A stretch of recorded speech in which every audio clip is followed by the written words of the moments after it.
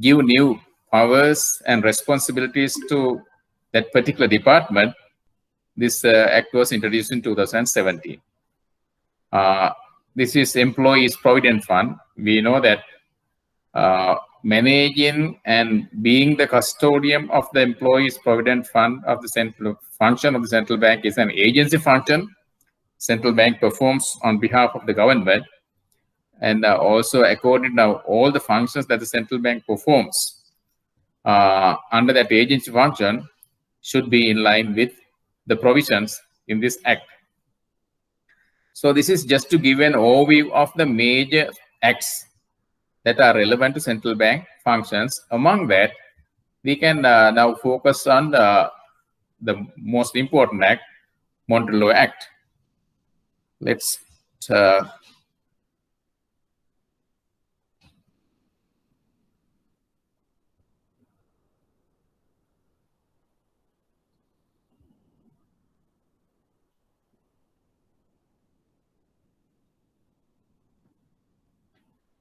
by now you must have received this, because I requested our coordinators to upload this system.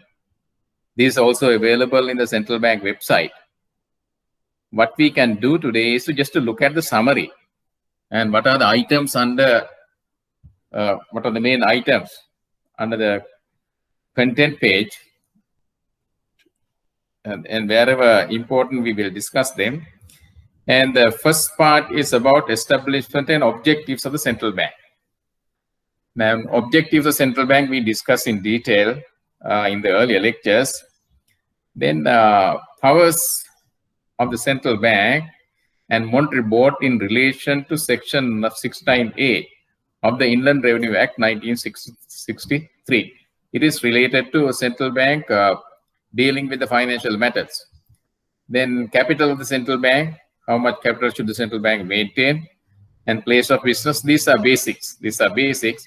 Actually, more important parts of the central bank and this Monetary Law Act with respect to central banking is especially the currency issuance and also cash flow management of the central bank, which is reflected in the balance sheet, and also conduct of monetary policy and conduct of financial system stability functions. Those are the more important areas. Therefore, when we move from time to time gradually, I'll highlight those areas. Then leisurely you can read those sections. And when we read the question papers, we also can get a feeling about how the examiners are going to test us about our understanding of the information in this report, because legal part is not that much tested. What matters in this course is to test the applicability of central banking functions and also the concepts, those things. Then place of business is number 7. Then there's a section specifically for the monetary board. We know the monetary board is the supreme body of the central bank, and it is responsible and accountable for all the actions taken by the central bank in the name of the central bank, and they are responsible for managing, owning, and also regulating all the other functions of the central bank. So the monetary board is the supreme body in that regard. Then monetary board to be a body cooperated, so that is by the law.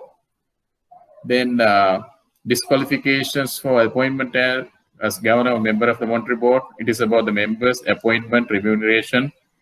Those are not that important, but just get an idea about the composition of the monetary board. And also the other one is meetings of the monetary board. How frequently monetary board meetings are conducted, and how the decisions of the monetary board meetings are communicated to the public is important, because every time when the central bank changes the monetary policy stance, the monetary board has to make it public. So the communication department publishes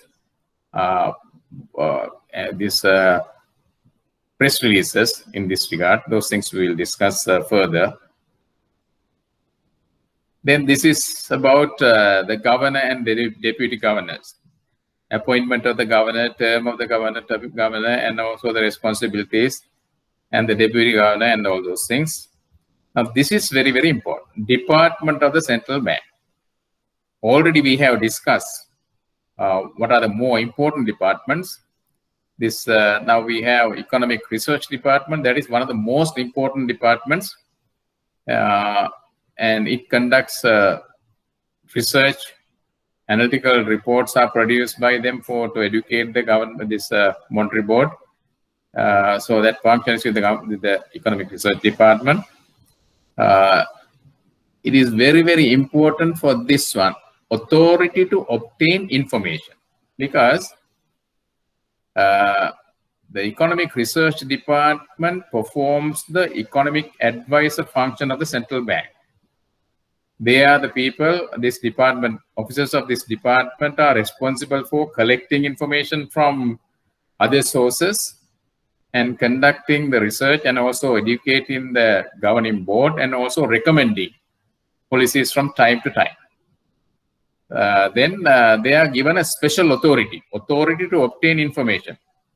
If the director economic research requests information from any organization, that organization is obliged to give that information. They can't refuse. That is a legal requirement.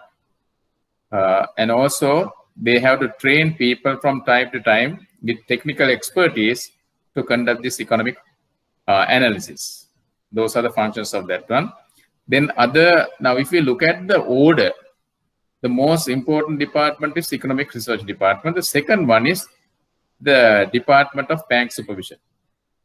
Bank Supervision Department is important. Why? Because central bank is the apex institution in the banking and financial sector. In case of Sri Lanka, banking sector, as we discussed earlier, represents more than 60% of the assets based in the entire financial system. And maintaining financial system stability is one of the main functions of the central bank. Then central bank should have the authority, to supervise these banks, regulate them, and also take decision from time to time to ensure that these banks are maintained with according to the rules and regulations stipulated in the relevant acts. So the particular act is, in addition to the Monetary Law Act, the Banking Act also comes into this picture. And you can see the functions of the Bank Supervision Department, establishment and functions of Department of Bank Supervision. It is explained there. Examination of banking institutions. What are the rules and regulations related to examining the financial operations of the banks are coming under this. Then continuous supervision of banking institutions. And then the power of the director of bank supervision is there. And this is also important, winding up of a banking institutions. What are the circumstances under which the monetary board of the central bank may decide to wind up, cancel the license given to these particular institutions to operate as a bank. So look at these things. These are very important, because now banks can have different operations. Sometimes their operations may not be in line with the provisions of the law. In that case, the central bank or the monetary board can decide whether to cancel that license or not. Recently, you may remember one of the license of one primary dealer was cancelled by the central bank because they had they had engaged in financial irregularities. That is a well-known finance company, the primary dealer. If you are in touch with the latest developments in the banking and financial sector, you may know what that institution is and what were the reasons for like that. Scheme to issue insure deposits held by banking institutions and cooperative societies. This is also important because we know while supervising the operations of the banking sector and regulating and monitoring them, sometimes the central bank has the responsibility of securing the interest of the small customers. Therefore, we have a deposit insurance scheme. The main purpose of the deposit insurance scheme is to provide a cushion for the banking sector in case a particular bank is not in a position to honor its deposit liabilities. The central bank's objective is to secure the interest of the small customers. There are two sides of it. If their interests are not secured to the maximum possible level, they lose the faith in the financial system. In that case, there can be a lot of financial disintermediation. This term is important. Financial intermediation means people use the banking sector, banking or deposit-taking institution sector to meet their financial requirements. People who have more money deposit with them. People who need money borrow from them. That is the intermediation part. So then people will engage in this intermediation process and get the help of the financial intermediaries to meet their requirements only if they have the trust. Then if one institution, one bank collapses, then people lose the faith. So it is very difficult to establish the lost faith again in the financial system. Therefore, the main purpose of deposit insurance scheme is to ensure the interest of the small depositors. It has two things, because the small depositors, value of deposit is small, but for them that's a big impact. If their deposits, if the bank default to pay their deposits back, it has a significant impact on their cash flow management. That is, the depositors. If I am saving only 1,000 rupees in the bank, let's say, okay, let's make it 10,000 rupees. I'm a small depositor. If I have deposit this in small quantities of my income, let's say my income is, let's say, 10,000 rupees. So if my income is 10,000 rupees, I can save only a very small fraction of the 10,000 rupees for my future requirements. If the bank defaults and I am going to lose this 10,000 rupees, it has a very big hit on me. There can be similar customers, large number of similar customers relying on the banks and other deposit-taking institutions for their financial management purposes. Therefore, if I am affected, if large number of people like me are affected, it will have a significant impact on the trust, the confidence people have in the banking sector. Therefore, their interests have to be looked after. And the other part is this: even though the number is large, when it comes to the payment of compensation, the impact will be less, because rather than now, there can be a depositor with 10 million rupees. And paying 10 million rupees has a significant impact on the cash flow of the difficult bank. Then with 10 million rupees, it can pay compensation to large number of small depositors like me. That's why main focus is on the small depositors. There are two things. One thing is to secure the trust people have in the banking system, and the other one is to minimize the social impact of small depositors being affected by the financial problems due to collapse of a banking institution. Insurance of deposits held by bank, all those are same. Premiums payable on deposits, because this premium has to be paid by banks. If a particular bank has enrolled itself or join the deposit insurance scheme, so they have to make there are frequent premiums they have to pay. If they pay this premium only, the the facilities of the deposit insurance scheme will be available for their customers in case of financial problems they have. Then examination of insured banks and insured societies, the regulations. You can just read them and just to get an idea about those things.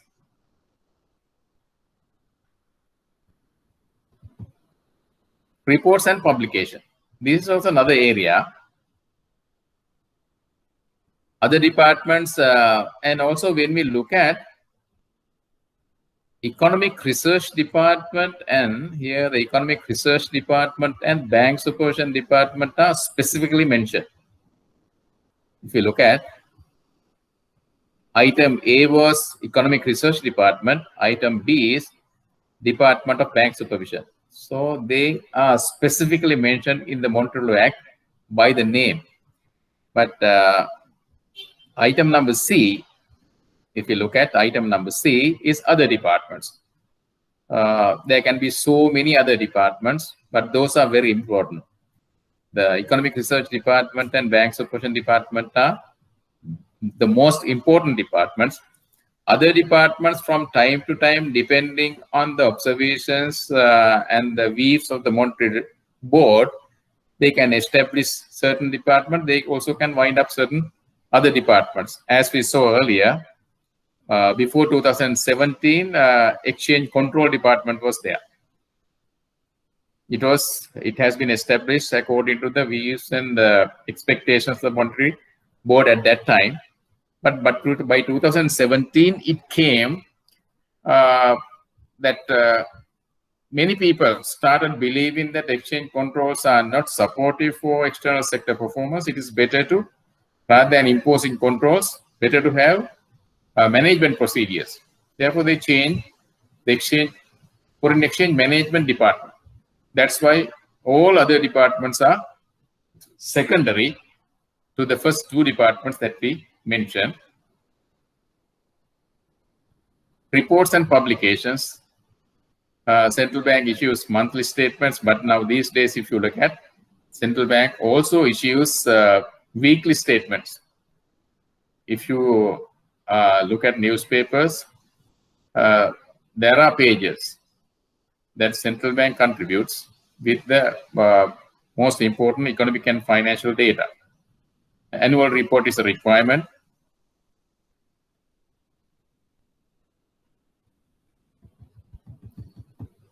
This is signatures on balance sheets and financial statements. Those are auditors and all those things. But if you look at, if you are interested, you can look at this thing.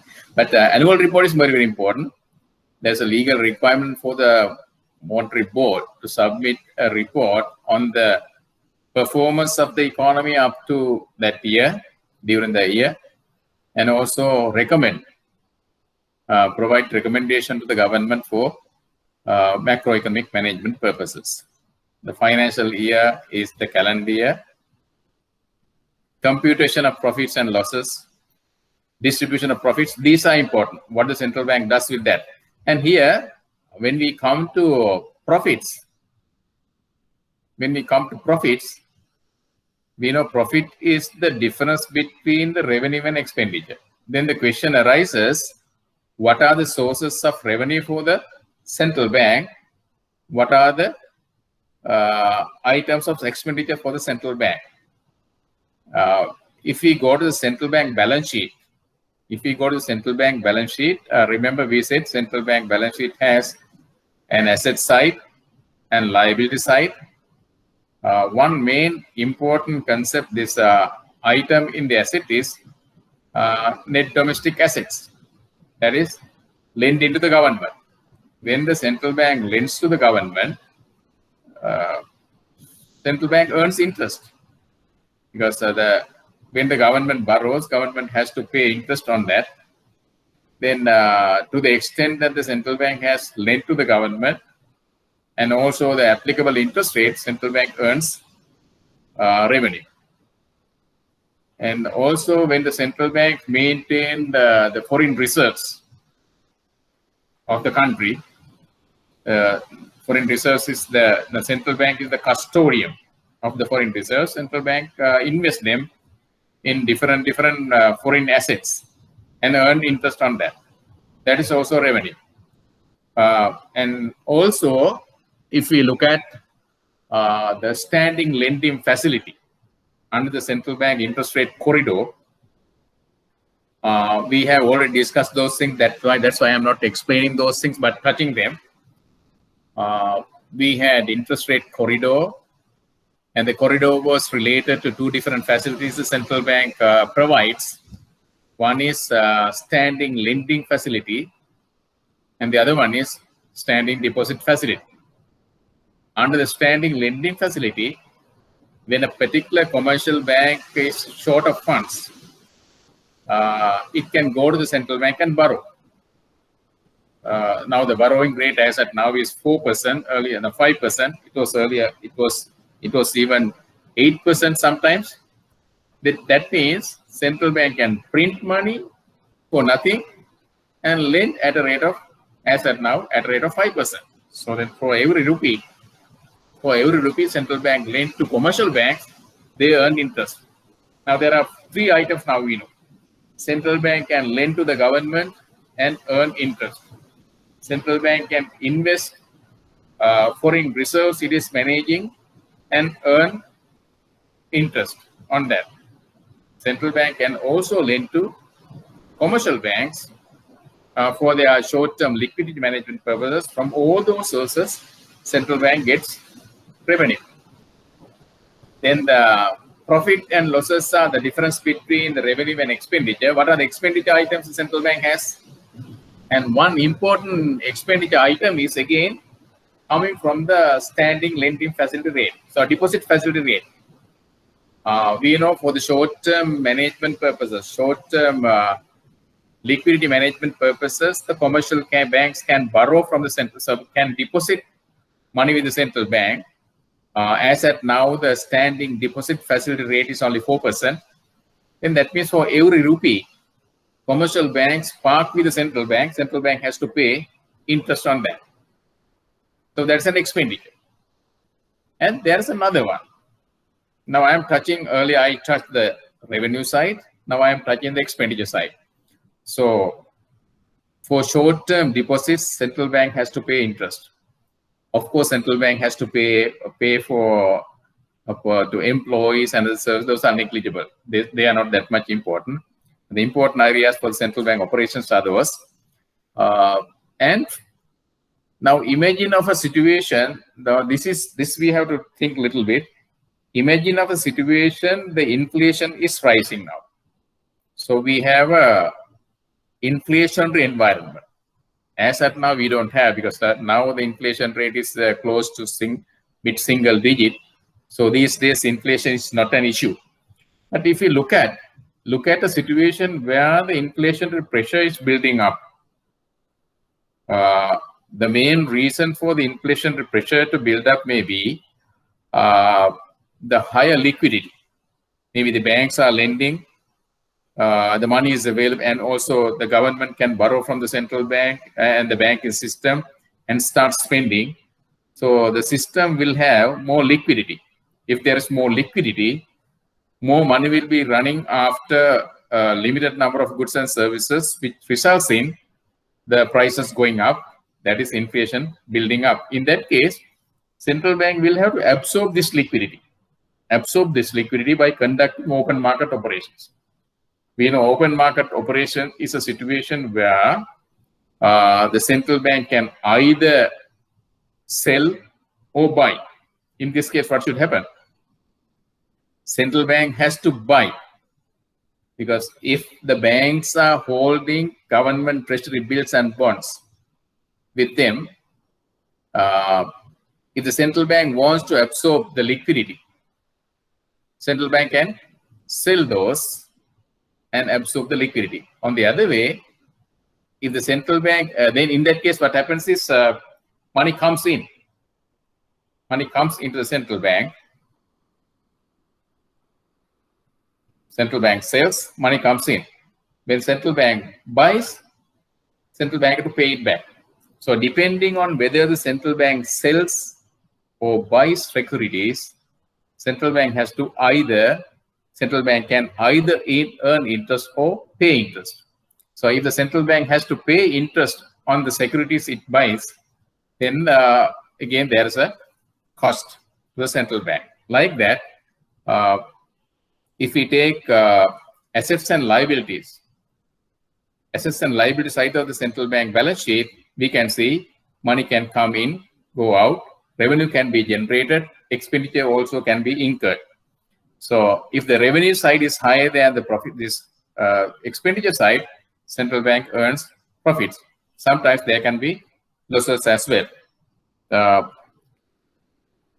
And here there is a special item, extraordinary expenses of currency issue and monetary stabilization. These are the important areas that I mentioned earlier also, because currency issue is the whole responsibility of the central bank. Central bank is the sole monopoly, has the monopoly authority to issue currency. Here, if you look at, there are two sides to this.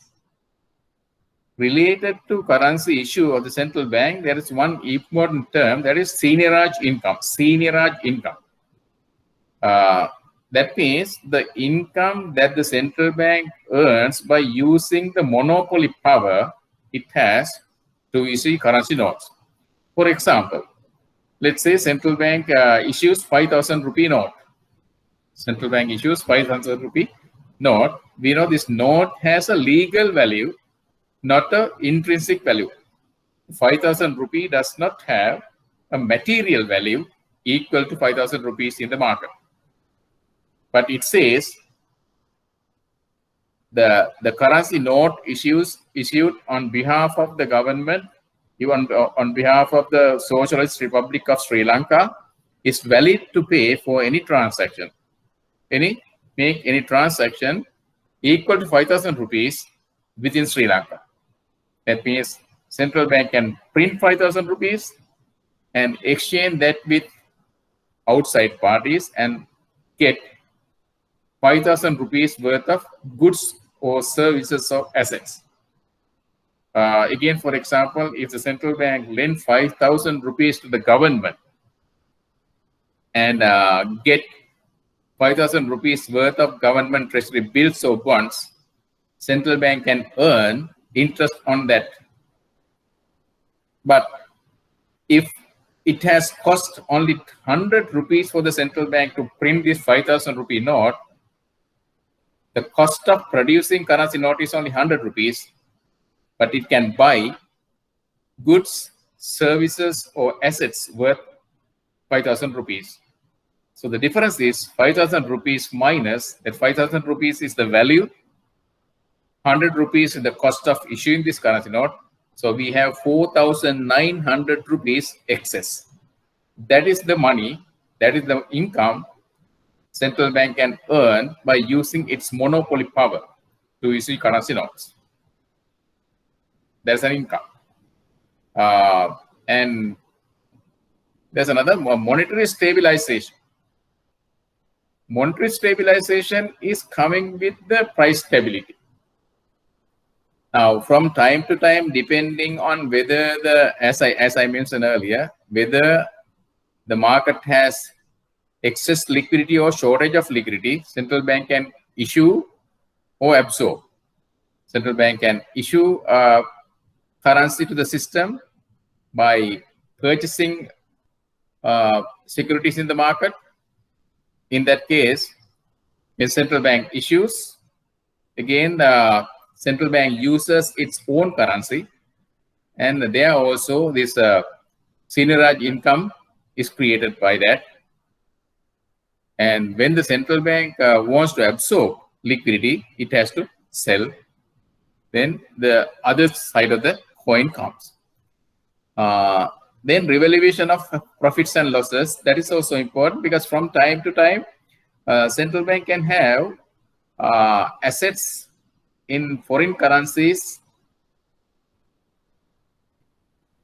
Then value of that can either go up or down depending on the exchange rate. So they have to be revalued. They have to be revalued depending on using the prevailing exchange rate.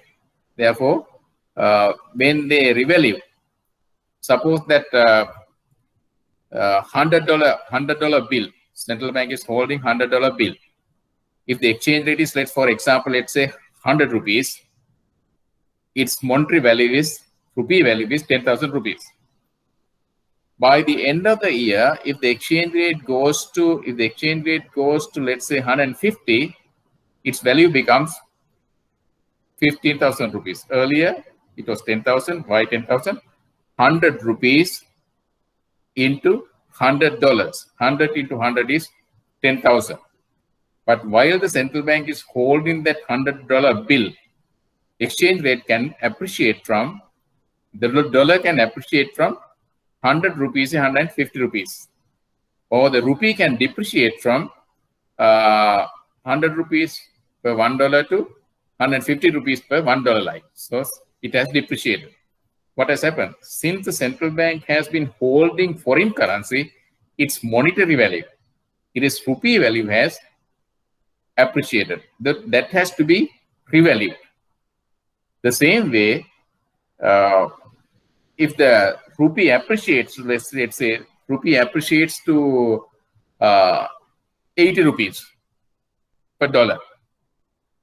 Earlier, it was 100 rupees per dollar. Now 80 rupees per dollar.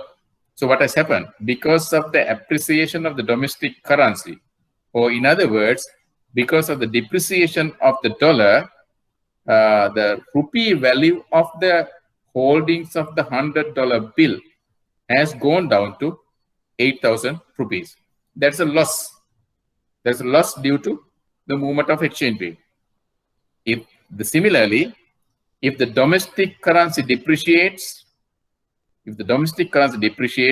central bank gains by holding foreign currencies. If the domestic currency appreciates, central bank loses holding foreign currency. But when it comes to the financial year, whatever the holding central bank has been having, had to be revalued using the prevailing exchange rate.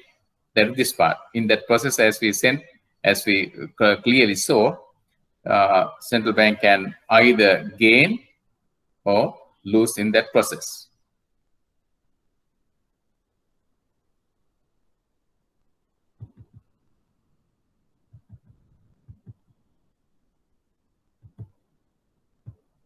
These are straightforward.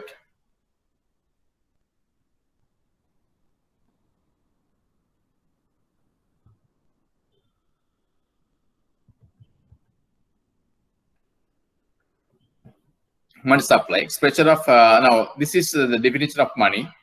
As at now, we have defined money supply in 4 different ways. Expression of the definition of money supply.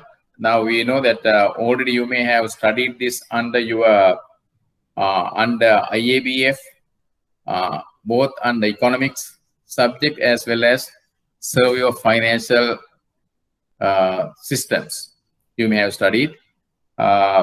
In case of Sri Lanka, we have M1, M2, M2B, and M4. Those are the definition of money supply. Earlier, there was no M2B. No, I'm talking about around 20 to 30 years back. Like we had only M1, M2, and M1 and M2. Then later on, M2B was introduced. After that, M4 was introduced. In the future, sometimes another definition can be introduced in case, let's say, if cryptocurrencies are going to be accepted by the central bank. That is Bitcoins. That is electronic money. If the electronic money is going to be accepted by the central bank, as at now, we don't have electronic money in M1, M2, M2B, or M4. But if that is established, there may be another definition of money supply, including that as well. Therefore, it can change from time to time. Some countries, as at now, are experimenting on whether to recognize Bitcoin, whether to introduce a Bitcoin the same way that they have introduced a legal currency in physical form. Some countries, like especially New Zealand, some other 2 countries, I don't remember the other 2 countries, they are experimenting on whether to introduce Bitcoins. In that case, there will be definitions Now, if Sri Lanka also going to start something like that, there will be another definition. From time to time, can change. It is about that. Payment and settlement systems. Now we know we have a payment and settlement department, and also payment regulations also we discussed. That is coming under this. Establishment of system for transfer of funds and transfer and settlement of scriptless securities. What is the scriptless securities? That means paperless. Now, if you are familiar with company shares traded in the Colombo Stock Exchange, now we have scriptless. That is earlier those days in the past, long ago, in even 1990s, these scripts are there. Once a company issues shares, they issue a certificate in physical form. That is script. Later on, because of the presence of the electronic facilities, they started issuing them in electronic form. That is scriptless. Even after the company stocks were issued in scriptless form, the government securities were still in script form. And later on, the government securities are also now scriptless. Now there should be special regulations. There should be special regulations to handle payment and settlement related to those things. Those are explained in this section.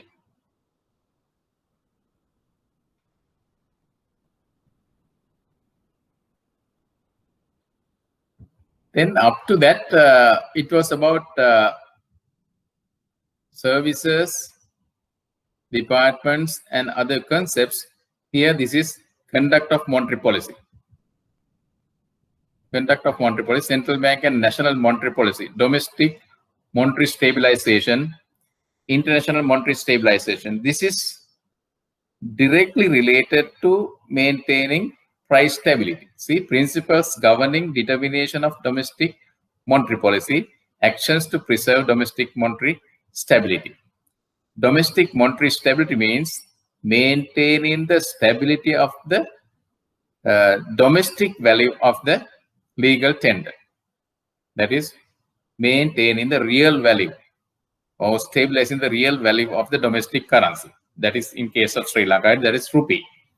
And we know for this purpose, central bank tries to maintain price stability. We said price stability is maintaining low and stable rate of inflation that does not interfere with the plans of the consumers, producers, and investors, and also without any disturbance, they should be able to execute those plans.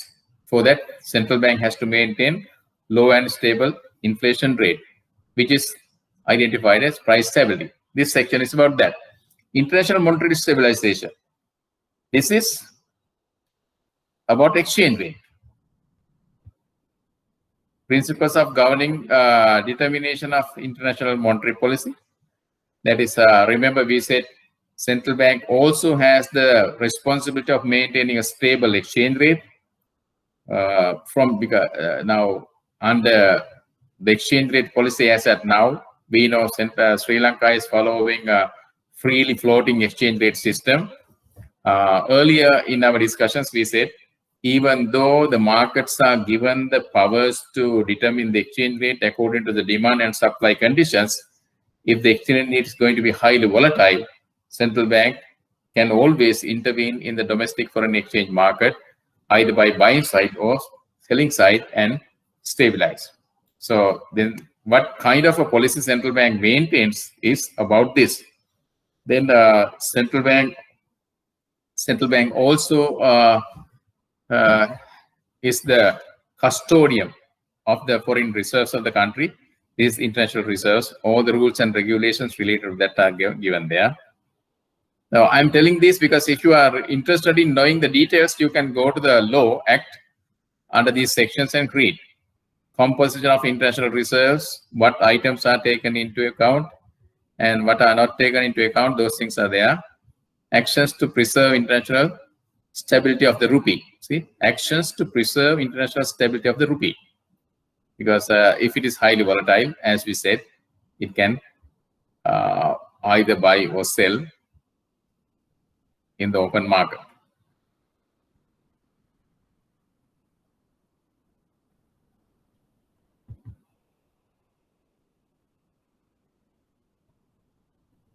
Regulation of foreign exchange operations of commercial banks.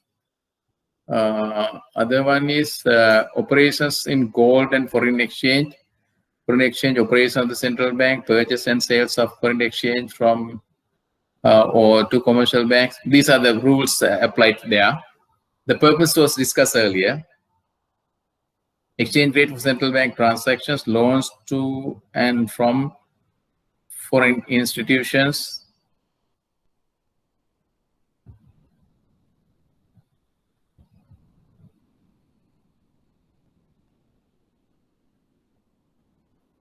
credit operation with banking institutions. We know that central bank can lend to banks depending on their requirements and also can accept deposits. Those are coming there.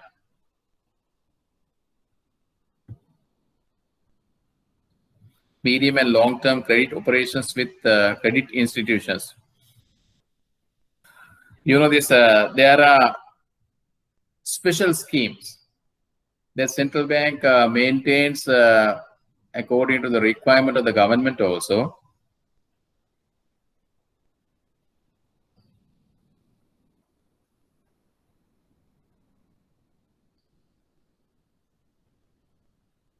Sorry.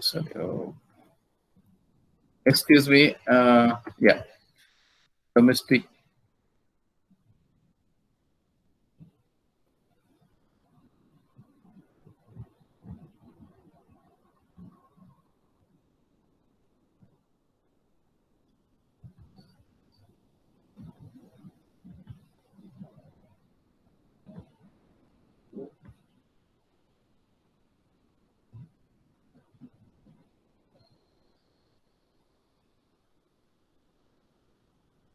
This is related to lending operations of the central bank with other financial institutions. Under what circumstances they can give loans and all those things are there. But if you are interested in, you can read.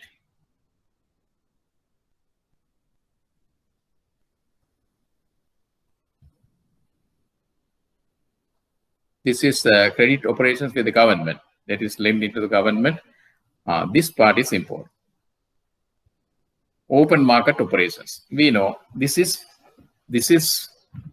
directly related to conduct of monetary policy. Open market operations. Principles governing open market operations. As I mentioned earlier, I did not touch each and every point in this document. I'm touching only the more important areas. Principles of governing open market operations. You know, the open market operations is about central bank either absorbing liquidity or injecting liquidity to the market to maintain optimal level of money supply, so the price can be stable accordingly. It is coming under this. Authority of central bank to transact open market operations. What legal right the central bank has to do that is about this. Conditions as to issue of securities by central bank. Now, this part also we have to discuss a little bit. Remember, we said when the central bank wants to absorb liquidity, central bank sells securities in the market. Then what are these securities? Usually, frequently, especially with related to central bank, especially related to Sri Lanka, we always touch government, treasury bills and bonds. Why? Because in Sri Lanka, government has been running a budget deficit for a long period. Therefore, continuously, when the government runs the deficit, government has been issuing treasury bills and bonds to borrow. So those treasury bills and bonds can be obtained by the central bank, by commercial banks, by other financial institutions, and also by the general public. It can be in their hands. Then whenever central bank wants to conduct open market operation, if the central bank has government treasury bills and bonds, they can sell. If the government wants to buy, it can buy from other people who are holding them. So the main instrument there is government treasury bills and bonds. But sometimes, if we ask a question, suppose that the government improves its financial operations, government improves its fiscal operation, that means without running a budget deficit, government goes to a budget surplus. At least if the government goes to a balanced budget, where the revenue is equal to expenditure, so there's no budget deficit, then the government does not need to borrow. Or if the government runs a budget surplus, government has more money than it spends, then if it has borrowed earlier by issuing treasury bills and bonds, the government can use that surplus money to buy all those treasury bills and bonds back. So its liabilities will disappear. We know that government treasury bill and bond is a liability to the government, asset to the holder. Then if the government has a surplus, it is not rational for the government to maintain a liability base. Then it can buy back all the liabilities that we can pay for all the treasury bills and bonds. So the market will not have any treasury bills and bonds.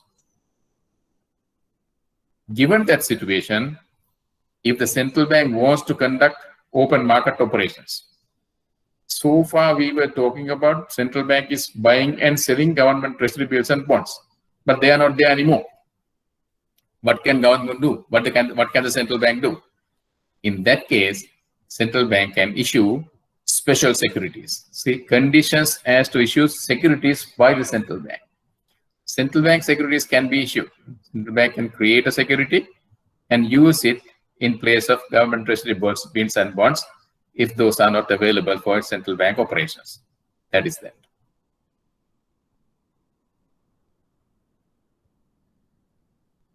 Regulations of the reserves of commercial banks and prescribed financial institutions. We know one tool of the central bank is a reserve requirement. Monetary Board to prescribe reserve ratios. We know from time to time SR can be raised, can be lowered. Recently they were lowered to the level of 2%. They were 6%, then it was reduced to 5%, it was 4%, now it has gone to 2%. That means from time to time, if the central bank wants to control the money creation process of the banking system, we know reserve ratio is in the money multiplier, because how much credit a bank can create by using its deposit liabilities depend on the reserve ratio. If the central bank wishes the banks to increase more credit, create more credit, it can lower the reserve ratio. If central bank wants to control credit creation process of the banking system, they can raise it. From time to time, it can increase or decrease. Those are explained under this section.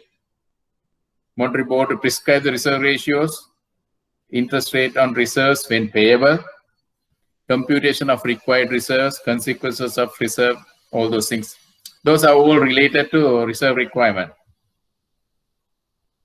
Additional regulation on credit operations banking institutions. This is again not under normal circumstances. There can be special circumstances under which central bank can take special steps to control the money supply in the system and also operation of the banking system. Those are about that.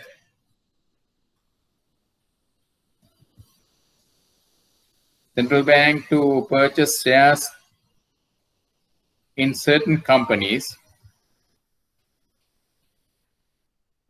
This is not normal. You may have heard non-conventional monetary policy, especially during the global financial crisis. During the global financial crisis, Fed Reserve went to the extent of purchasing shares of the General Motors, because a central bank investing in private sector shares is not common. Central bank to purchase shares in companies. We know companies are operating businesses, so the share is not a security actually, because share is a financial instrument, because there is no liability side, if we look at a company's two type of financial instruments related to a company can issue debentures, company can issue shares. If the debentures are issued, the company is liable to pay. If the company has issued shares is representing part of the total investment of the company, part of the ownership of the company, and also part of the risk of the company. And if somebody invests in a share of a company, that person has the ownership of the company to the extent of the value of the share compared to the entire value of the company. Let's say, for example, if the company's value is 1,000 rupees, if a particular person is holding one share of 10 rupees, that is 1/10 is 1/100th of the ownership. And if the company collapses, shareholders are not going to get paid unless there is sufficient funds to honor, because shareholders come at the last point of liability side, because there's no liability at all, of course. And also that means shareholder has to bear a risk. Shareholder also can claim for the profit. The question is, when we take such a special type of a financial instrument, should the central bank purchase them? Can the central bank purchase them? Central bank cannot. Why? Central bank is going to purchase them with legal tender, which central bank simply prints. So then still the cost of printing money is negligible. So central bank has to purchase. Central bank is going to purchase these company shares. So what is the purpose? That's why we have to highlight. This is especially related to non-traditional monetary policy. That's why I'm touching this one. Reason is this: if the share market is collapsing, if the big company's value is also going down. Now there's a concept called too big to fail. Too big to fail. If a particular company is too important for an economy, if that company is going to fail, its failure will not be limited onto only that company. It will have a significant impact on the overall economy, and overall financial system also could have a negative impact from that. In such cases, somebody has to secure, not just for the sake of securing that particular company, but for the sake of securing the entire economic environment, somebody has to intervene. So there is no one to intervene in such a situation, because if the big companies are also collapsing, nobody will be there to buy shares of that company. There should be somebody.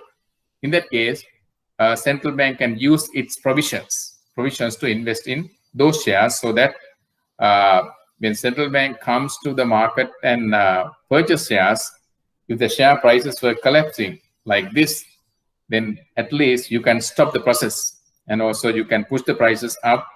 When the prices start rising, other investors, other than the central bank is not in this case investor, central bank is the regulator. The people who are interested in investing their money, then will start thinking of investing this particular company, because its prices have started going up.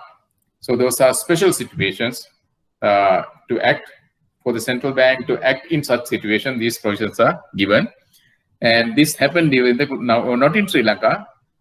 Something similar to this happened in during global financial crisis, where the Fed Reserve started purchasing shares of private companies. Recently, Japan also did that.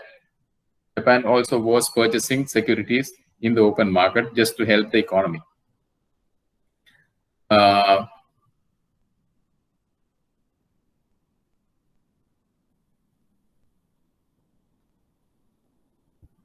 I'm sorry, I don't know whether I'm shifting here and there.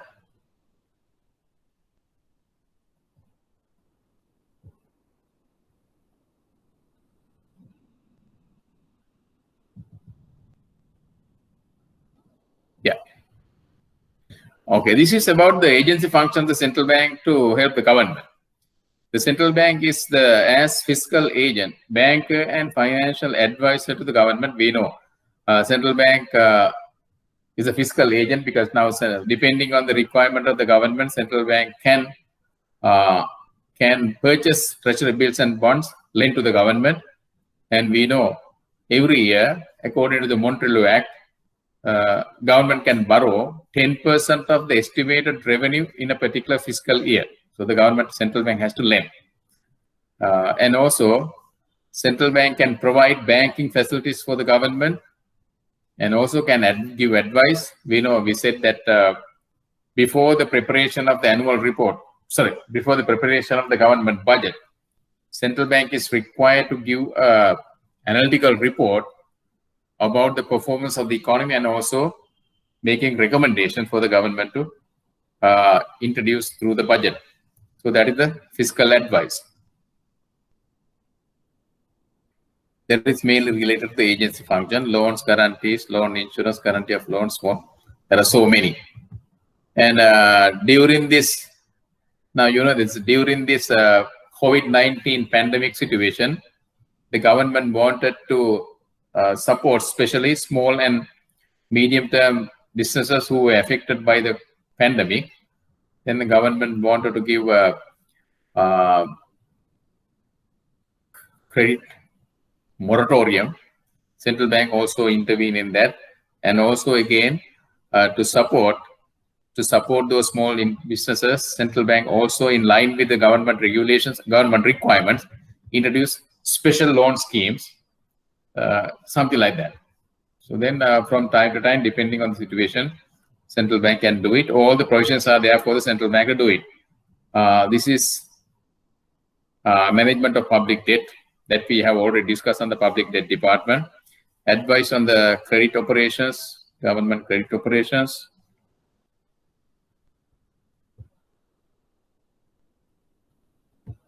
Okay. Now I think we touch more all important areas that if you are interested in, you can further look at those things. But I would like to stop at this point and take the 2019 paper. Feel free to ask any questions if you have. And one important area you have to focus on this Montreal Act is to look at responsibilities of the central bank, the monetary board, conduct of monetary policy, and supervision of banks, and also revenue expenditure, and profits of the central bank. There's another one. Somebody can ask a question: what happens to the profit generated by the central bank? As we said, central bank can earn income by printing money, lending to the government, investing foreign reserves, and finally, central bank can making profits. What will happen to that? Who owns these profits? The question arises, who owns the central bank? Central bank is owned by the government on behalf of the public, because the government is nothing but the organization representing the public.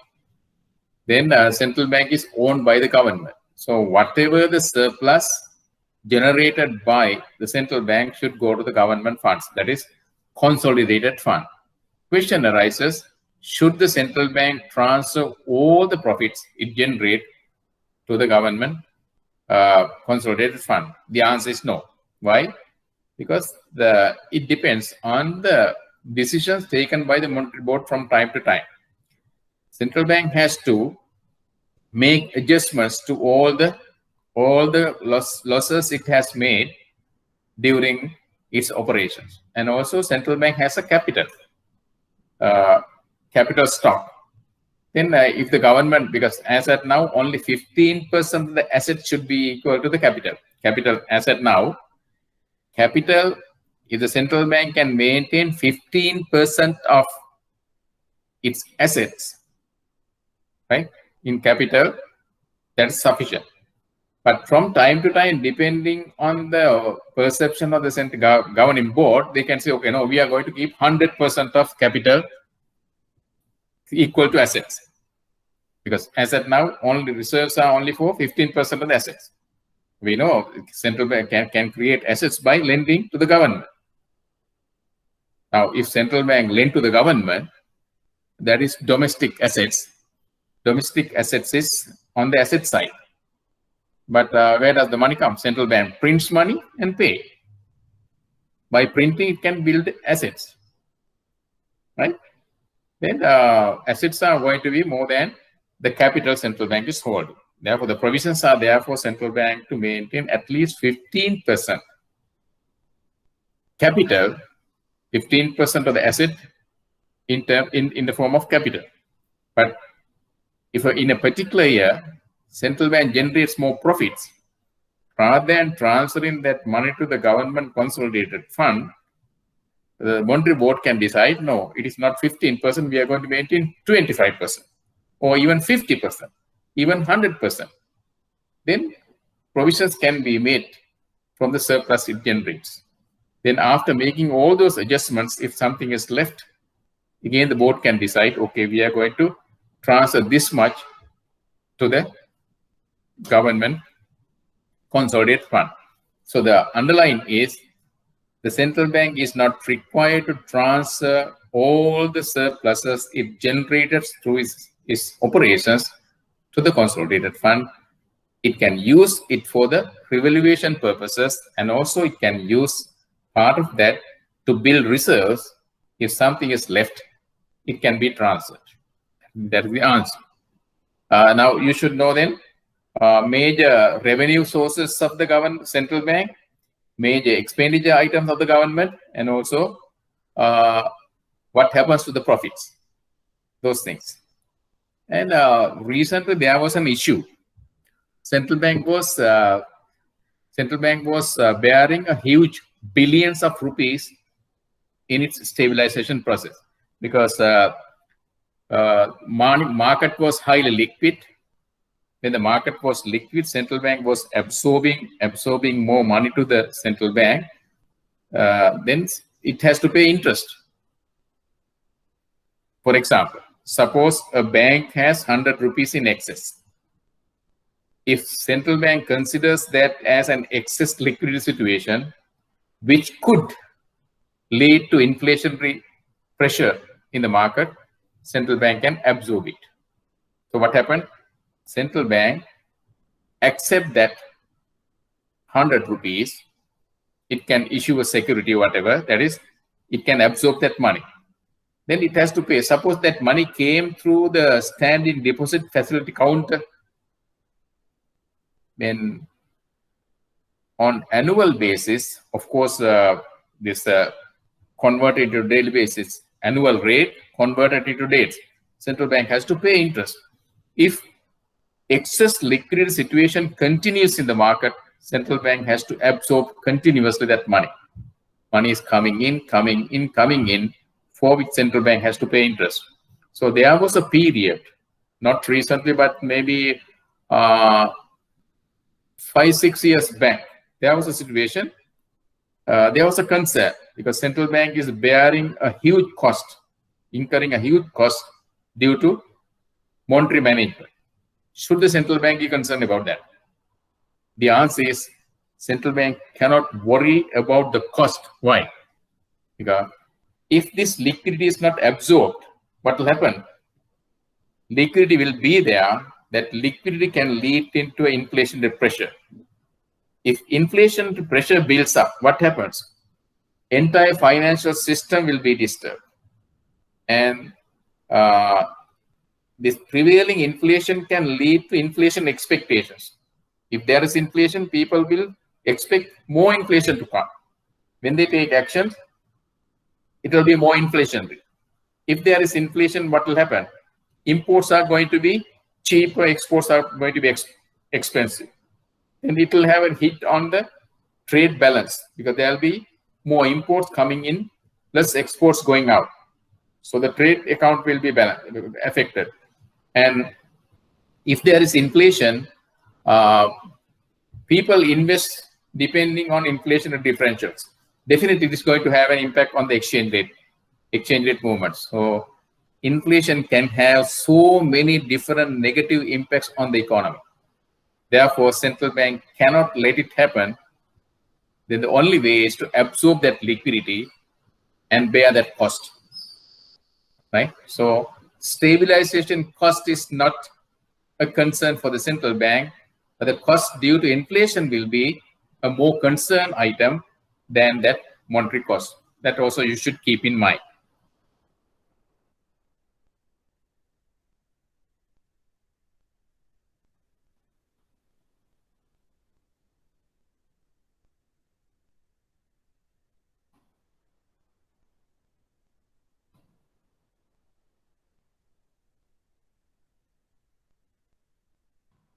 Okay, now we'll stop here.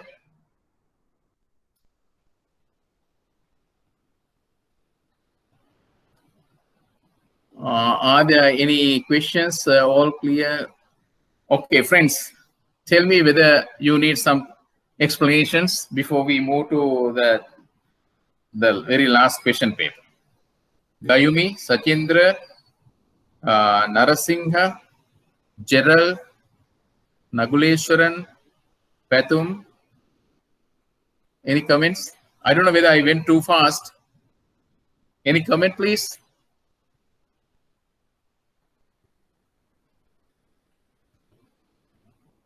Are you bored? Can at least one speak? Gerald, today you are silent, no? Good, sir. Okay, clear. Can I hear any voice? I like to hear your voice. Because now I like to have a dialogue, because now we have only 7 students. I don't want to say you students, 7 participants here. You may have questions. You can ask. Okay. Apparently you prefer to be silent. I am the only one to talk in this case. Okay, let's start. Now this question paper, you all may know that we are in the process of revising the entire syllabus. IBSL is working really hard these days to revise the entire syllabus, because if you look at the existing syllabus, there are some overlappings. If you take economics of money, banking, and financial markets, there is a lot of overlapping between that subject and this subject, central banking subject. And also, if you take a survey of financial system, there is again an overlapping. And even the economic subject brings certain topics on central banking and all those things. There are a lot of overlappings. Therefore, these days, we are working really hard on a project to revise the entire syllabus. So in the future, you will get more focused syllabus. So from the acts given, do we have to get through with all of them or just the Montreal? No, Gerald, now actually even the Montreal Act, you don't have to look at all those things. Those acts are just, I mentioned those acts just to say that when central bank perform its function, there are so many acts involved in that. That's why you put all those acts. There is no need for you to specialize in those acts to prepare for the exam. But if you are really interested in knowing the legal background for the central bank operations, you can look at those things. Even in the Montreal Act, you are not required to look at all the functions. Especially look at the Monetary Board, the composition of the Monetary Board, its responsibilities, and also special departments, and the balance sheet of the central bank. There is revenue, expenditure, and the profits. How the central bank generate income. What are the expenditure items? What happens to central bank profits? Those things you should know. And also with respect to conduct of monetary policy, that is price stability function, those things, and the supervision of banks and financial institutions. Those are the important areas, Gerald. I don't think that you have to look at study the whole act, but if you are interested, you can do it, right? Okay. Is that okay, Gerald? Okay. Right.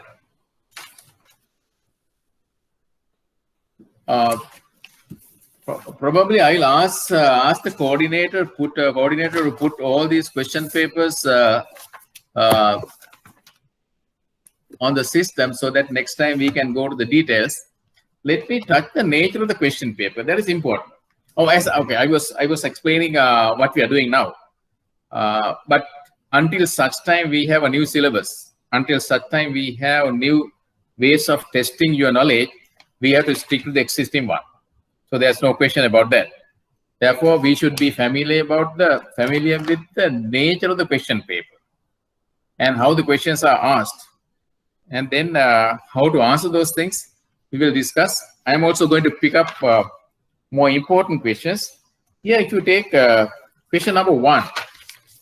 Question number 1 has 2 sections. One is multiple choice. The other one is specifically you have to give answers. You may have you may have seen the question papers as of now, or if not, let me read a little bit about the question paper. It says like this. This paper consists of 8 questions. Question number 1 is compulsory question. The balance 7 questions are optional, out of which any 4. There is you have to answer 5 questions, including question number 1.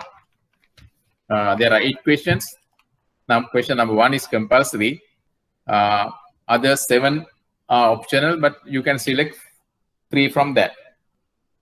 No, 4 from that. There is each question earns 20 marks for you. Now, this is the nature. Because I know sometimes students find it difficult to answer multiple choice type questions. Why? Okay, after reading this, we can understand. This question has 2 sections, A and B. Answer all questions under both. Answer the following multiple choice questions by selecting the most appropriate answer from 4 answers given for each question. Here, the important point, my dear, is the most appropriate. That means there can be many appropriate ones. There can be many similar sentences. It may look like, okay, this is the answer, this is the answer like. So they have to be very careful. Even though sometimes students feel that multiple choice questions are easy, they are not easy. Because if the examiner is smart, the examiner can design a question without very clear sound understanding, student can't answer. Therefore, we have to be very careful. That's why they have put most appropriate. I'll read it. Answer the following multiple choice questions by selecting the underline most appropriate answer from the 4 answers given for each question. I'll read the first one. Select the correct statement explaining each policy related to central banking. Here's the question. I'll read. I wish we could have loaded this, uploaded these questions papers before. I don't know whether the electronic form is available, but next time I will make sure that all these question papers are uploaded so that we can discuss more. Select the correct statement explaining each policy related to central banking. Each policy related to central banking. Okay, what are the policies? There is one, unconventional monetary policy. Unconventional monetary policy. There's another one, monetary policy, macro-prudential policy, micro-prudential policy. There are 4 policies, right? But I'll read the sentences. Okay, A. I just for you to be familiar with that, because when we read the clarification of the question, each statement should be related to policy. It says, select the correct statement explaining each policy. So that means each sentence should be related to a particular policy. Here, there are 4 policies that they have highlighted. As I said, non-conventional monetary policy, macro-prudential policy, micro-prudential policy. Okay, when you read this one, you should get a feeling about, okay, what is this? Even before going to the sentence, you should get a feeling.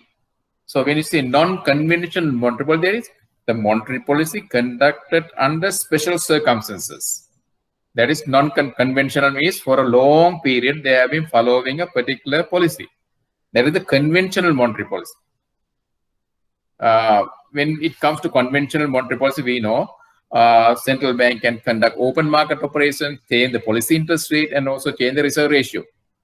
Those are also they can conduct moral suasion actions they can take. Those are the conventional ones that we are familiar with. Then this particular one is going to be something other than that, right? Okay, but still we did not go to the statement. I'm just telling you how to set your mindset. When we read non-conventional monetary policy, automatically all these concepts should come to your mind. These are the conventional ones, so this is going to be something other than that, right? Oh, clear? Okay. Then I read. Unconventional monetary policy, sometimes they use the non-conventional also. Sometimes they use the non-conventional also, so okay, not to worry. Unconventional, non-conventional, they are synonymously used. Unconventional monetary policy that is used in a situation where the interest rate has reached the level above the average rate of inflation and include measures such as open market operations and quantitative easing. What do you think?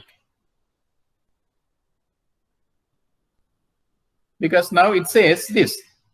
So policy is used in a situation where the interest rate has reached the level above the average rate of inflation and includes measures such as open market operations. Open market operations are part of the conventional ones. It is not unconventional. So it doesn't fit the statement. Part of that is there, but we know before, we should not depend on the sentence itself. When you say non-conventional means other than conventional, especially as I said, if the central bank goes to the extent of investing shares in the private sector, that is non-conventional, because central bank is not supposed to invest in private sector businesses. If it does, it becomes non-conventional, something like that. But here in this sentence, it is not there. It is simply saying policy that is used in a situation where the interest rate has reached the level above the average rate of inflation. If the interest rate has reached the average rate of inflation, that is real interest rate is rising. It includes measures such as open market operation and quantitative easing. No.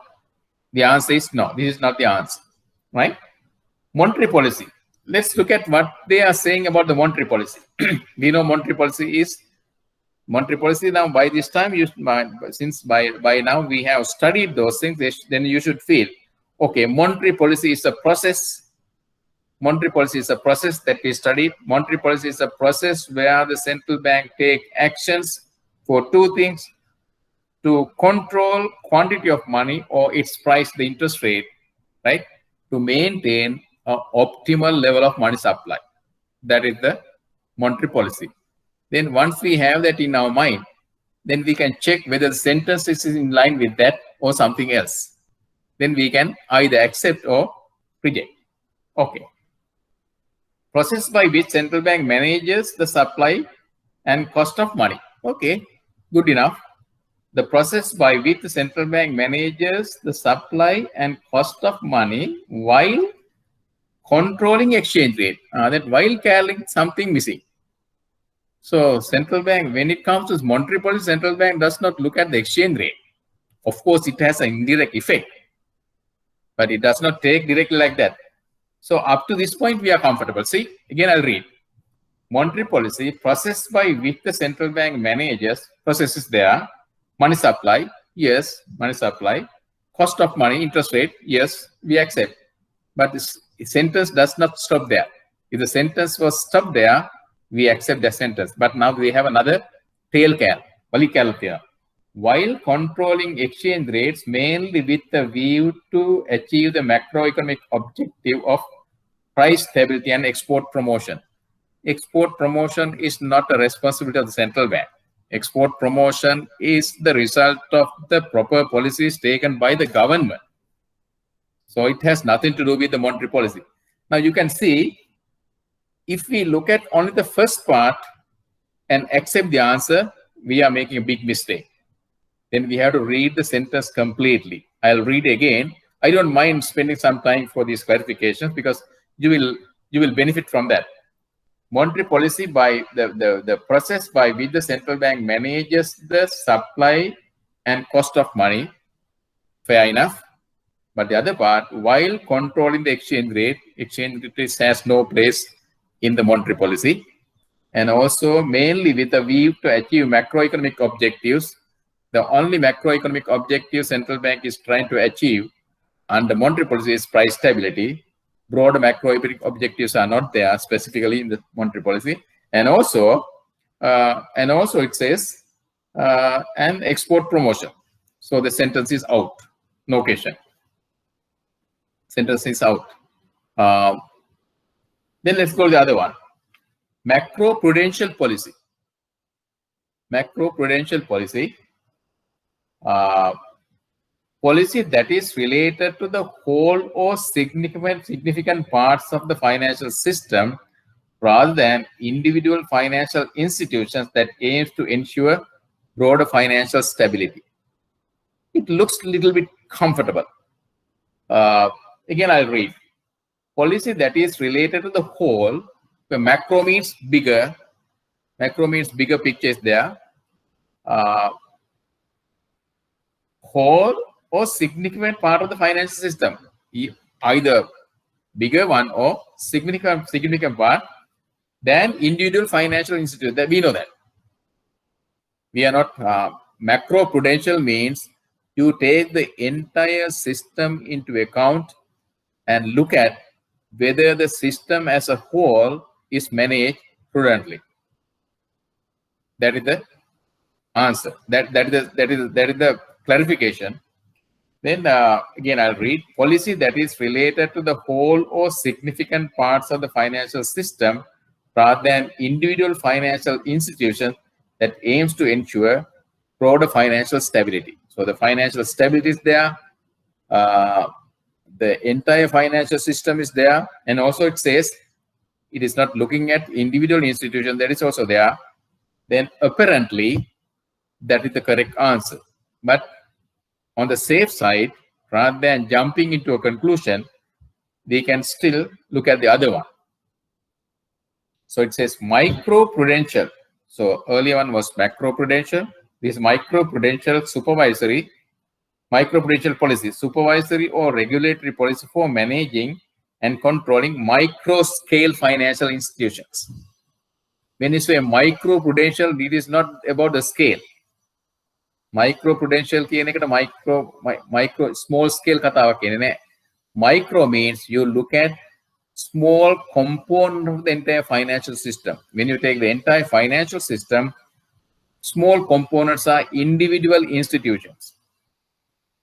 It is not bank. If you take, for example, if you take a small private bank, it is a micro unit. If you take Bank of Ceylon, that's against a micro unit. Scale is big. There's a big difference. There's a big difference between the Bank of Ceylon and a small private bank. But if you focus on individual item, that is micro. It is not micro scale. But here they are saying supervisory and regulatory policy managing and controlling micro scale financial institutions. Only small ones. No. Looking at individual institutions, whether they are big or small in scale. Therefore, that is also out. Then most relevant answer is number C, because it has everything. Then I got this just to show you, because sometimes answers may look like, okay, this is correct, this is correct, this is correct, like.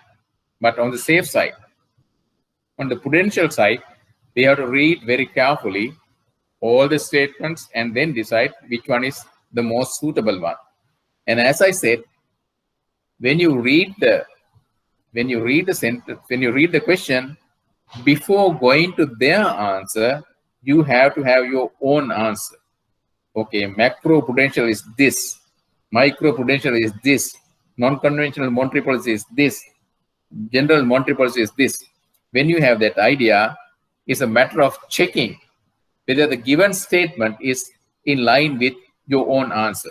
Then you will never ever make a mistake in the exam. Okay, let's go to another one.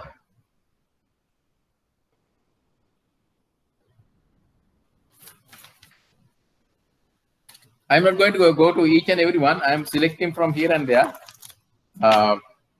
Central Bank of Sri Lanka. Then question number 2. Central Bank of Sri Lanka relaxed its monetary policy stance in 2019 by considering several domestic macroeconomic conditions and international developments. Identify the factor that may have not been considered by the central bank in arriving the monetary policy decisions. Okay. Again, I'll read. Central Bank of Sri Lanka relaxed its monetary policy stance in 2019 by considering the several domestic macroeconomic conditions and international developments. Identify the factors that may have not been considered. Not may have been considered, not being considered. Okay, let's leave the question there. Take the situation as of now. Now, if we take the central bank monetary policy stance during the recent time, what was the situation? Central bank was gradually easing the monetary policy, starting from 2019 and up until now, until the last board meeting in August. The continuously monetary policy has been easing. Central bank has been cutting interest rates and lowering the reserve ratio and lowering the bank rate, and also facilitating commercial banks and other institutions to borrow more. It was expansionary monetary policy. What were the reasons? Reasons were the Sri Lankan economy was hit by, in early 2019, we already had problems with the global financial crisis, and the global economy was recovering gradually. And we still had the negative impact coming from that. On top of that, we have the East attacks. Last year, 2019, we had this East attacks. We had, then that had a negative impact. So many businesses were affected, especially the tourism sector was affected. And now COVID came with, on top of that, not only Sri Lanka, many countries were affected. So therefore, economy was sluggish and the growth was negative. And 2019 growth was very low compared to other years. And 2020, the growth is going to be negative. Then the nature of the monetary policy should be expansionary monetary policy. That is the main reason. And what was the supportive factor for the central bank? Inflation was low. What was the reason for the inflation to be low? Mainly, the international commodity prices were low. We know the oil prices were low for a long period. For a long period, international oil prices were low. And also, domestic inflation was not high. Therefore, central bank was not worried about the inflationary front. And inflation rate was around 5%. Target inflation rate of the central bank also was mid-single digit. So actual inflation rate was somewhat closer to the target inflation rate. Inflation worry was not there. And all the countries in the world, all the central banks in the world were following easing monetary policy. Therefore, all those factors made, and also the government also was expecting the central bank to support the small and medium-term businesses that were affected by the Easter crisis as well as the COVID. So government was having expansionary fiscal policy, and the requirement was for the government, for the central bank to complement whatever the policies the government was pursuing. All these factors contributed for the central bank to follow easing monetary policy. Now, this is as of now, because the question is about 2019. The question was 2019 September. Now we are going to face the exam in 2020 November. So if any question is to come related to inflation or whatever, then there should be, there should be clarification for those things. So again, I am repeating, central bank was following easing monetary policy. International factors were favorable because all the central banks were following easing monetary policy. International oil prices were low. International commodity prices were low. And our imported inflation was low. And domestically also, we did not have any pressure because credit expansion was very low because economic situation was not optimistic. People were not investing. Banks did not lend to the extent that they were supposed to. Credit expansion was poor. All those factors contributed for the central bank to have easing monetary policy. That is this year. Okay. Now I'll read the question now. This was simply a clarification for the 2009, the 2020 situation. Now this is about 2019. Central Bank of Sri Lanka relaxed its monetary policy stance in 2019 by considering several domestic macroeconomic conditions and international developments. See, domestic macroeconomic conditions and international developments. So they have considered. Now we touch here in the early discussion, we touch both. Identify the factor that may have not been considered by the central bank, CBSL, in arriving the monetary policy decision. One, many countries have relaxed their monetary policy stance. If many countries are relaxing, there's no harm central bank doing it. So central bank may have considered that because they all other countries are easing their policies. Okay, that seems to be acceptable one because they are saying that may have not been considered. So the fact that other countries have been following easing monetary policy may have been a factor central bank have considered. Inflation is low and expected to remain in mid-single digit levels. If the inflation is low, expected to be low, central bank comfortably take that as a positive factor for it to go for easing monetary policy. Central bank may have considered that. The other one, economic growth is likely to be moderate because if the economic growth is to be very high, because high economic growth comes along with inflation. So if the inflation is likely to come, central bank has to make its monetary policy tight. But if the monetary economic growth is moderate, that means still high growth related inflation is not going to come. Central bank may have considered that as well. Then the other one is expansion in monetary and credit aggregates, expansion in monetary and credit aggregates and low interest rates. Expansion in monetary and credit aggregates. That is, credit has been rising, monetary aggregates has been rising. If that is the case, if they are rising, central bank cannot afford to have a easing monetary policy. It has to tighten the monetary policy. That means if central bank had considered that policy cannot be easing, then that factor may have not been considered. Okay, despite the bank's credit is increasing, monetary aggregates are rising.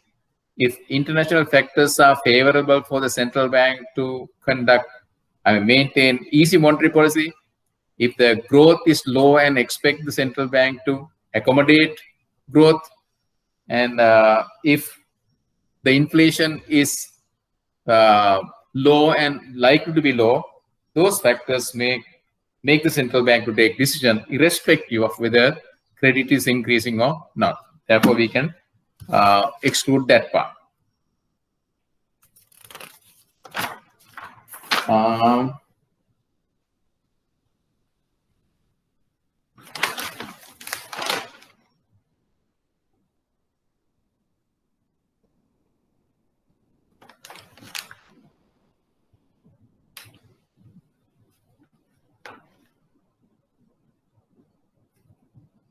There's another one.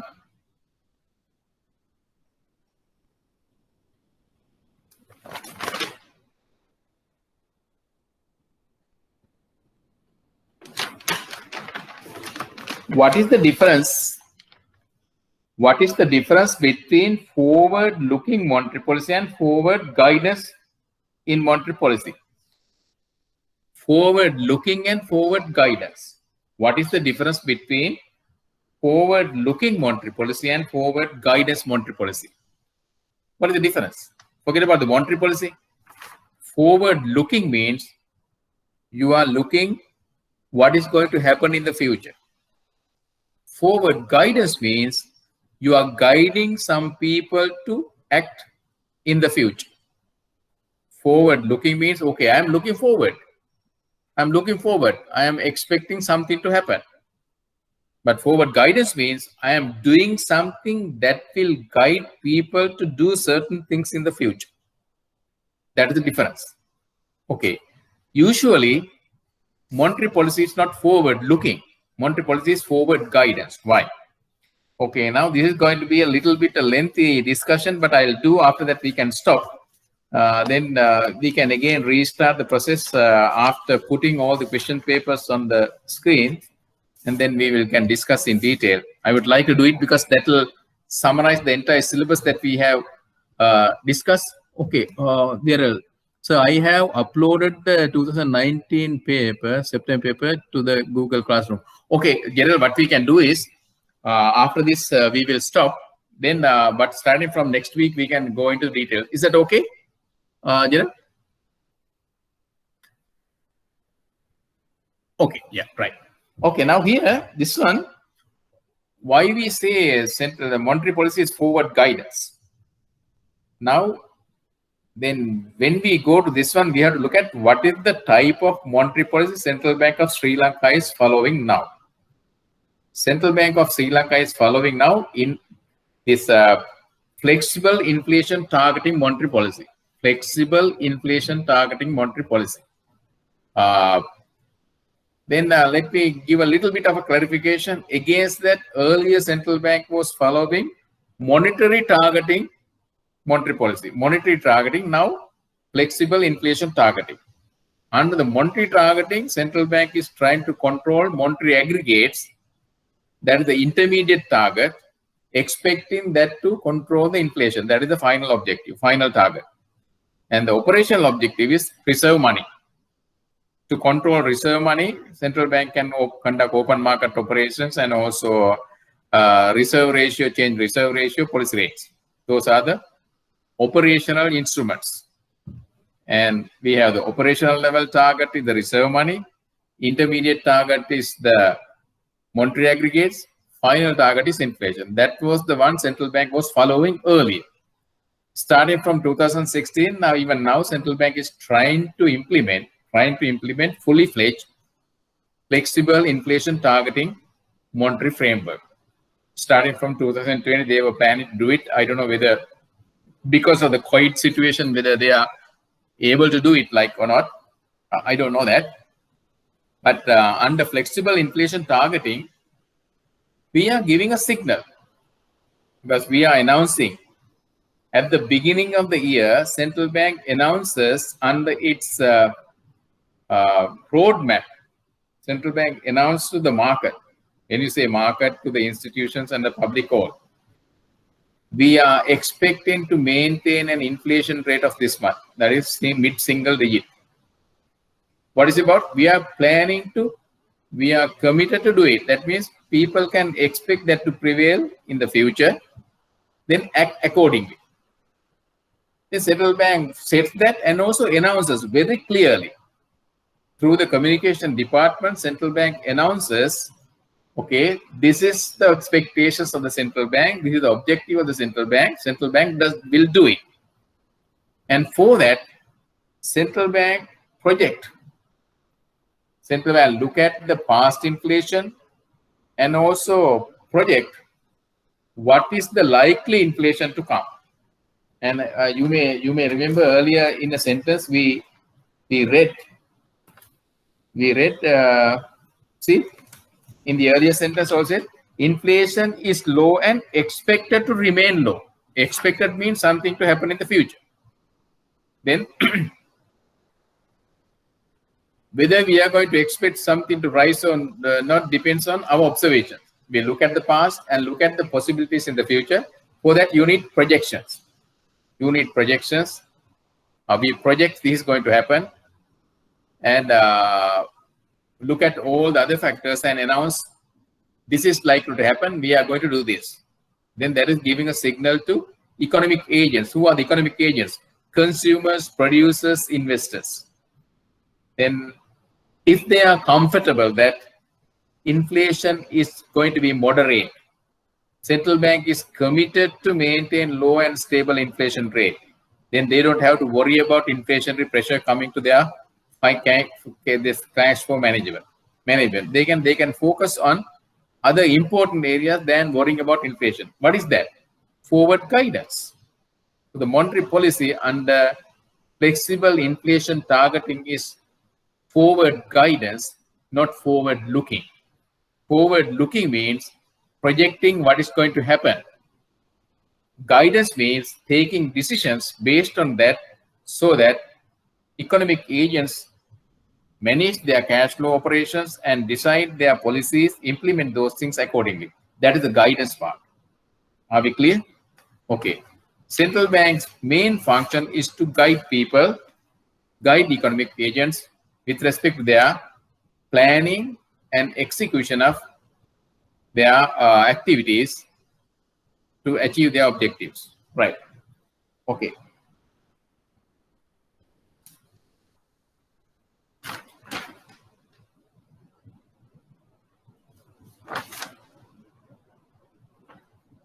Okay. What is the difference between forward-looking monetary policy and forward guidance monetary policy? Then the other one is name any two reports. Name any two reports that the CBSL should submit to the Minister of Finance as per the provisions of the MLA. There is three. There is some reference to the Monetary Law Act. According to the Monetary Law Act, what are the reports that the central bank should submit? Two reports, they say. One is, we said, the annual report. Annual report is the document that the central bank has to prepare and submit to the Minister of Finance. The other one is September 15th report. September 15th report again studies the economic situation up to June, that is half year, then make projections for the next year, for the future, and also identify macroeconomic problems, and also identify the areas that the government should address in its forthcoming budget.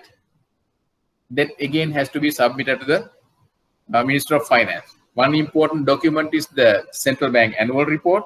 The other one is September 15th report, guiding the Minister of Finance to design its budget proposals for the forthcoming budget speech.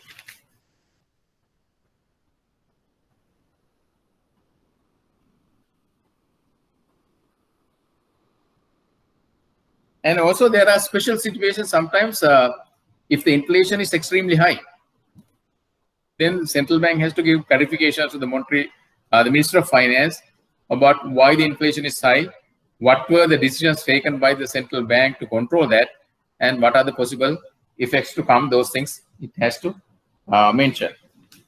Then the other one, after that we can stop.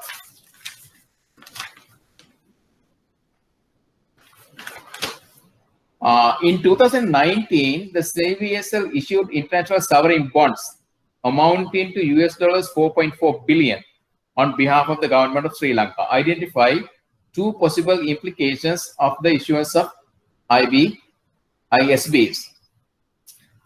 Now, central bank has issued sovereign bonds. What is the purpose of issuing a sovereign bond? It can be sukuk bonds. There are different kinds of bonds targeting different markets.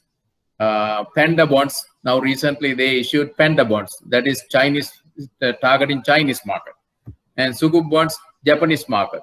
Sovereign bonds, entire international financial market. What is the purpose? The purpose is to get foreign exchange, right? Foreign reserves. Then when central bank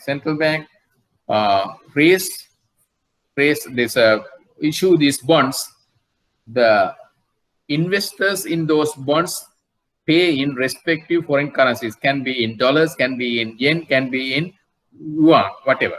So all those are the components of foreign reserves of the country. then when we have more foreign reserves, the main thing that happens is the market get confidence. Okay, central bank has reserves sufficient to meet its short-term and medium-term foreign exchange obligations. What are the obligations? There are two types of obligations.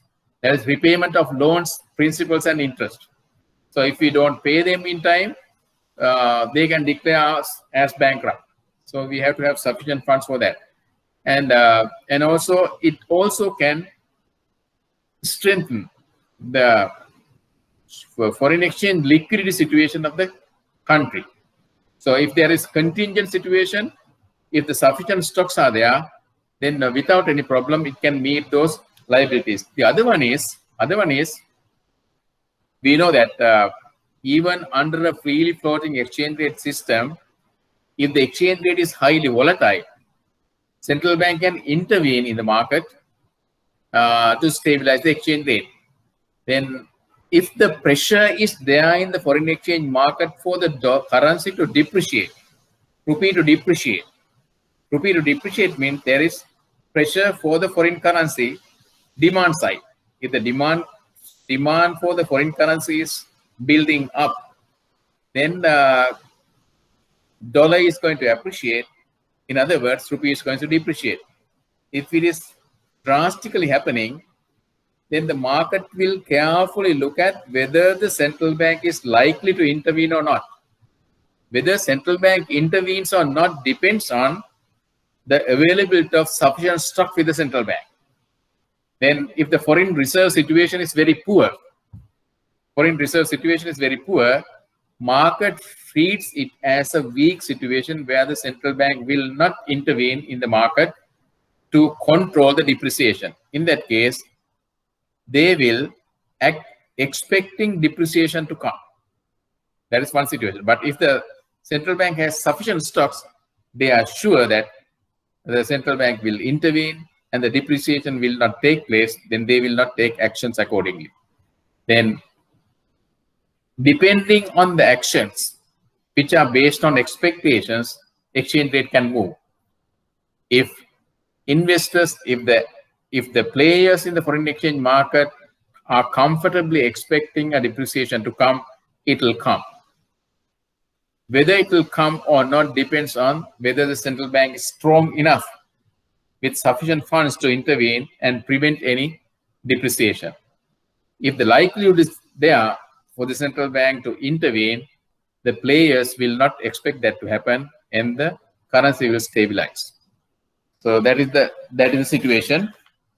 That is the impact of bonds. That is, yeah. In the foreign reserve situation will improve, and whatever the liabilities central bank has to meet in foreign currencies, its situation will improve, and also the market, this foreign exchange liquidity situation will improve, and also it will help to stabilize the exchange rate because central bank has the capacity to intervene in a case of a currency depreciation. Okay, those are the things that we can go on like for the whole paper, but it will take at least few hours for us to discuss.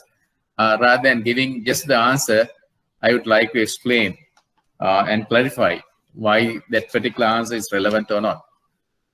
So therefore, we will stop here, and next time we will have a detailed discussion on the paper. And also in the meantime, there's one more thing we had to discuss. That is not that much important. Actually, we can touch the global central banks, and especially what is important in this respect is what were the actions taken by other central banks during recent times.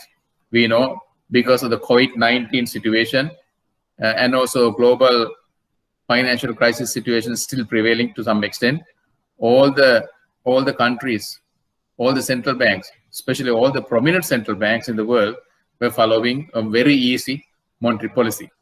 But anyway, we will touch the important central banks in the next discussion also. And at the same time, we will look at important questions from the past papers. Is that okay? Hello? Okay. Okay, then we will stop here. Same way, since this is a Sunday evening, I can't say have a nice weekend. Weekend is over. Have a safe and healthy week ahead. and a productive week ahead. And feel free to ask any question. Feel free to ask any question if you have, because now the syllabus is almost over. There are so many different areas, but we cannot go all the details. Once we have this, once we touch these past papers, we will be able to capture all this. Very important thing these days is, my dear, rather than, okay, you have to study, start thinking about what we studied. Start thinking about the practical applications of what we have been studying, and also read central bank press releases, especially the press releases that were issued recently, and try to understand their explanations. What were the actions they have taken? What were the factors they have cited to support their decisions? If they have lowered the interest rate and reduced the reserve ratio, what were the reasons? What were the factors they have considered related to the domestic economy as well as the international sector of the economy? Look at those things. Those are very important, because whenever central bank take a decision, it cannot just take a decision. It has to substantiate why they have done it. So then these days, I urge you, not suggest, I urge you to read at least 5-6 monetary policy press releases. And last time I mentioned about read the press releases which highlights the cases where central bank has raised the interest rates, where the central bank has made the monetary policy tight. And also look at the press releases where the central bank has not changed the policy, maintained the same policy. And also look at the press releases that are related to central bank easing the monetary policy. If you select any press release mid 2019 and up to now, all the press releases are about central bank easing the monetary policy. But in early 2019, there was a situation where central bank tightened the monetary policy. Look at that. And there was some no change. That's the part you have to read carefully. Okay? Good luck. Then see you next week. Thank you. Good night.